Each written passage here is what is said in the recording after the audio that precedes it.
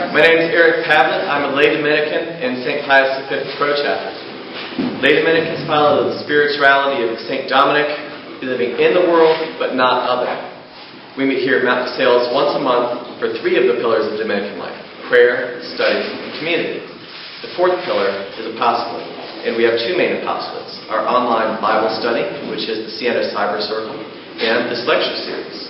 If you might be interested in Dominican life yourself, please pick up one of our business cards, which will direct you to our website and to contact information for our Pro Chapter. Today's talk is by Father Elias Henritzy.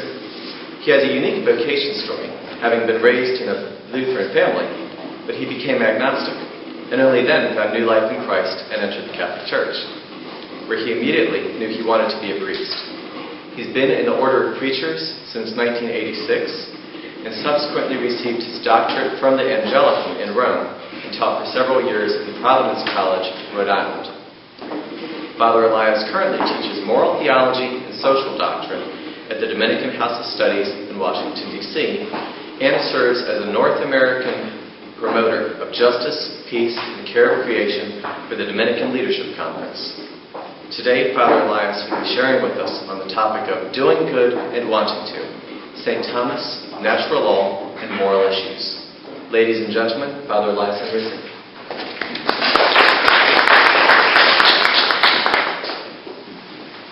I got to clarify a little bit of the story. I came into the church for the food.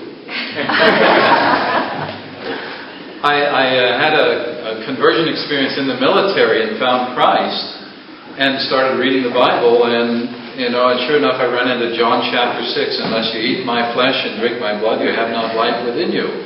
So I figured I'd go to the place where they take more care than anybody else to make sure you can have his body and blood. So I came for the food.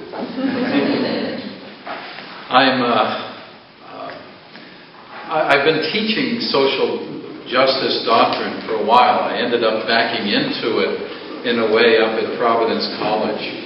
Somebody went on a semester sabbatical or 2-semester sabbatical who was about to teach this course, the course on social justice, and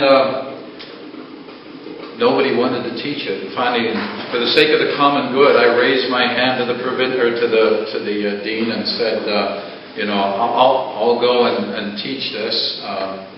Sure, I can handle this. And one semester led to another, and then I ended up the social justice promoter for the province, and that's the position I still have. It seems to me, and this is wrestling with the Church's social justice teaching, then we'll get to St. Thomas a little bit, that it's a question of knowing and acting.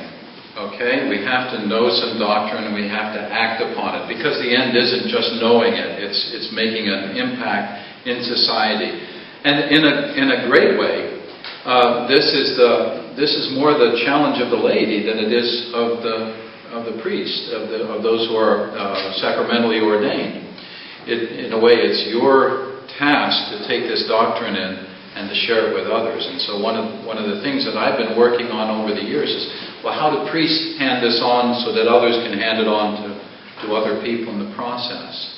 It should be practical, it should be wearable, okay? You should be able to take it and wear it like a suit outside so that you can, that it's not something where you have to have a large kind of reservoir of superhuman knowledge to put it all together.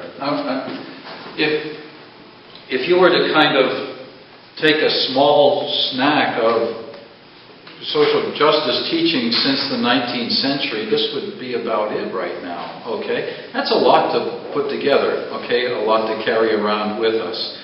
And another thing that comes up in the middle of this, so it needs some kind of shrinking down to human size, so to speak, for most everybody. And another thing that comes up with the social justice teachings of the Church is that they're part of the new evangelization. They're part of how God, and this is what the Magisterium has been saying, they're part of how God is going to turn people on to salvation, to holiness, to walking with Jesus, to being part of the Church. Okay, so they have a big role to play in that sense in our encounter with other people. So it makes sense to have have some things ready, answers at hand, to talk about this and to understand it on its own grounds. Anyhow, this is this is the latest encyclical from Pope Benedict XV on. It's 16th. I lose count after a while. Anyhow, Pope Benedict's last encyclical was on social justice issues. This is the compendium of the social justice doctrine of the Church. It's a gathering of all the teachings that have been promulgated since the 19th century and a harmonizing of them with a lot of impact from John Paul II. And this is just a book, a collection of documents, of official documents before the compendium. Let's get to St. Thomas, who's a kind of favorite among Dominicans and a favorite among the Church. And he's one of the people who drew me into the Church. One of the things that happened as I was coming into the Church is that I would find more light from the doctors of the Church than from anyone else. And so, as a result, when I would go reading into issues that were murky for me, I found the best light from people like St. Augustine and St. Thomas Aquinas. So I'm a footnote follower into the Church in some ways. I followed the footnotes into the Dominicans, so to speak, to get in touch with him. Now, for Aquinas, and this is a kind of surprising thing in many ways, he takes not only the teachings of the Church on morals to heart, but he takes a kind of philosophical background to human life from Aristotle into the heart of his theological understanding. And it's not so much that he takes this and adapts it, is that he sees its goodness and its real sense in the middle of human life to do this. Now, this is Aristotle's Nicomachean Ethics, and it's going to go in a certain direction that may be kind of startling, maybe, for most of us.